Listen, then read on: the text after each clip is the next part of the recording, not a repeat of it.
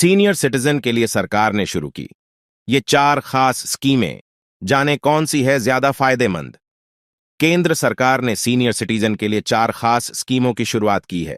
इनमें से कौन सी स्कीम में निवेश करना आपके लिए ज्यादा फायदेमंद है, इस बात की जानकारी आपको नीचे आर्टिकल में दी जा रही है। इन पेंशन योजनाओं से सीनियर सिटीजन हेल्थ केयर और रिटायरमेंट बेनिफिट का लाभ पा सकते हैं। भारत सरकार सीनियर सिटीजन के लिए कई योजनाएं संचालित कर रही हैं, जिसमें पेंशन, हेल्थ केयर और रिटायरमेंट बेनिफिट का लाभ दिया जाता है।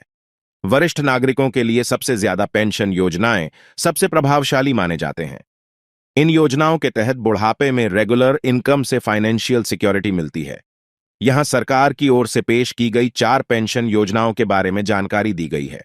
नेशनल पेंशन सिस्टम, केंद्र सरकार की ओर से शुरू की गई national pension system NPS retirement के लिए सेविंग और इन्वेस्टमेंट प्लान है। यह एक लॉन्ग टर्म सेविंग प्लान है जो मार्केट के आधार पर रिटर्न देता है। इस पेंशन प्लान को पीएफआरडीए की ओर से संचालित किया जा रहा है। यह बुढ़ापे में रेगुलर इनकम और रिटायरमेंट के बाद ज्यादा फंड दोनों का लाभ दे सकती है। इस योजना के तहत कोई भी नागरिक 60 से 65 साल के बीच निवेश कर सकता है और 70 साल की उम्र तक सदस्य बने रह सकते हैं। Indira Gandhi national old pension scheme, senior citizen को इस योजना के तहत मंथली पेंशन दिया जाता है। सीनियर सिटीजन 60 से 69 के बीच के बीपीएल कैटेगरी के नागरिक मंथली पेंशन का लाभ उठा सकते हैं। इसके तहत 300 रुपये की राशि दी जाती है और 80 साल की उम्र में 500 रुपये की राशि दी जाती है। अटल पेंशन योजना, अटल पेंशन योजना के तहत गरीब परिवारों को पेंशन का लाभ दिया जाता है।